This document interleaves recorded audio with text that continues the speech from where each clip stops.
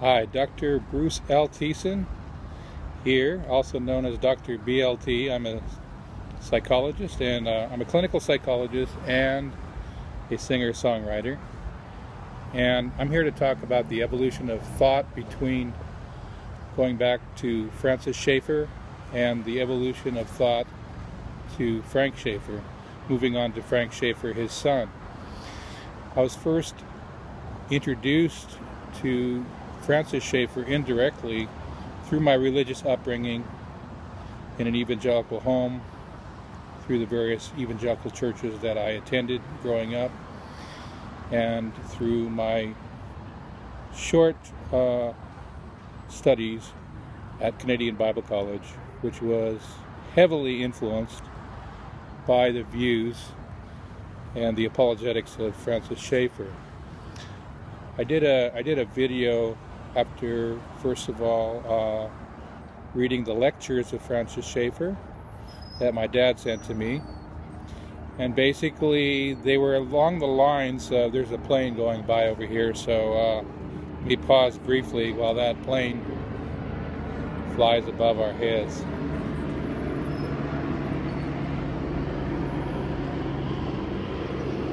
That plane is like a fly in the ointment.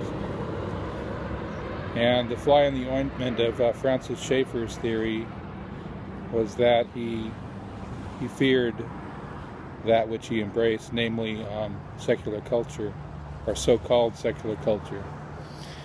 Basically, Francis Shaeffer was trying to do something quite admirable, and that is open the minds of evangelicals, allow them to be further engaged in society, in a society that they deemed secular culture, which they shunned, and so they were not effective in reaching that very culture that they sought out to reach.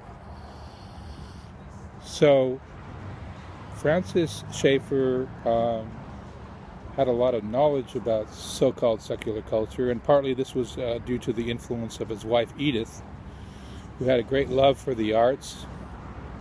And she took Francis around to all kinds of museums in Europe, and basically eventually he was completely sold on this idea that secular culture had a lot to offer.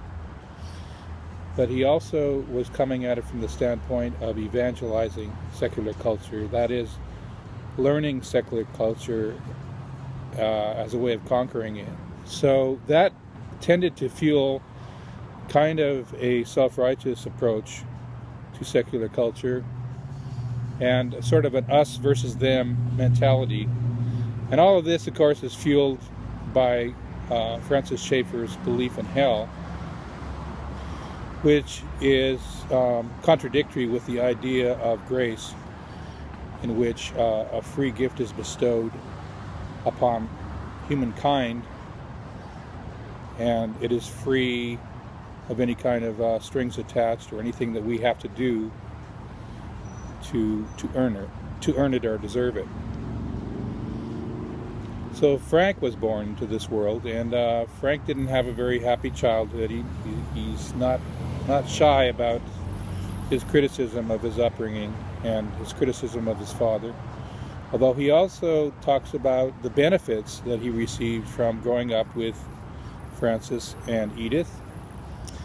And I think what really happened is that Frank actually became the evolution of his father and the refinement of his father's thought.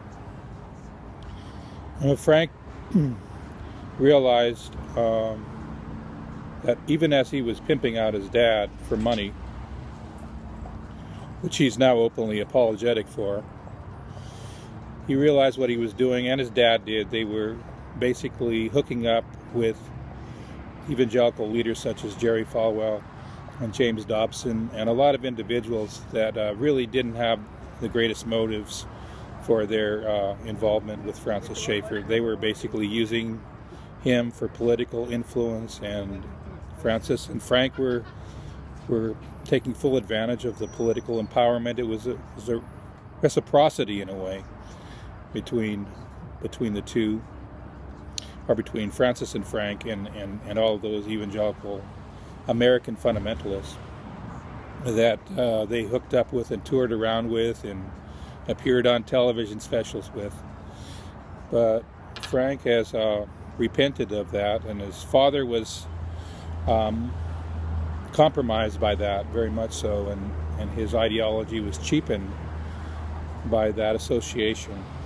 However, we now have Frank, after reading the lectures of Francis Shaeffer, and I still don't claim to be an expert by any means on Francis Shaeffer, and I'm not a theologian, I'm a psychologist, so I don't really have the right to be very definitive about anything having to do with Francis Shaeffer. However, one of the things I did notice is I think that when you read Frank's books, like I read Crazy for God, which gave me the context in which to understand the whole family, the whole Shaeffer family in a sense, and also the context out of which some of Frank Schaeffer's views emerged. Frank Shaeffer also came out with a book called Why I Am an Atheist Who Believes in God. So he's very comfortable with the relativity that made his father so nervous, and his father said that once you get to a certain point of relativity about the universe, you fall into a line of despair, you fall below a line of despair, and basically you're on your way to intellectual suicide and perhaps even physical suicide. And of course, Francis Shaeffer, in promoting an absolute value system, as a way of preventing despair, himself went through deep levels of despair and hopelessness and depression. So it was what he was trying to put forth as the cure may have been part of the problem, but it is resolved through the evolution of thought as manifested in his son. His son is very, he lives up to his name. He's very frank. And that's the best part of Frank Shaeffer, that he didn't have to hide behind all of that absolutism and all of those fundamentalist systems of doctrine. He could just be honest that he both believes in God and has very profound doubts about the existence of God. And he's on a journey. And basically the way that I say it is the worship of certainty is the death of faith. In other words, if you're being indoctrinated, how can that really be faith, because there's no free will that's being exercised? Or if you're being motivated by something like hell, which is an eternal terrorist threat, there can't really be free choice involved, and so there can be no real, genuine faith. So Francis started off with some very good ideas, gravitating towards so-called secular culture, engaging more with secular culture, but he did it from the point of view of wanting to save secular culture, so regarding it as evil and himself as, the righteous one that would go in and save secular culture, which he loved and hated at the same time. So his son Frank feels a lot more comfortable with that whole paradox, hence the evolution of thought between Francis Shaeffer and his son Frank. Hope I haven't further confused you. I'm Dr. Thiessen, Dr. BLT. Thank you for listening.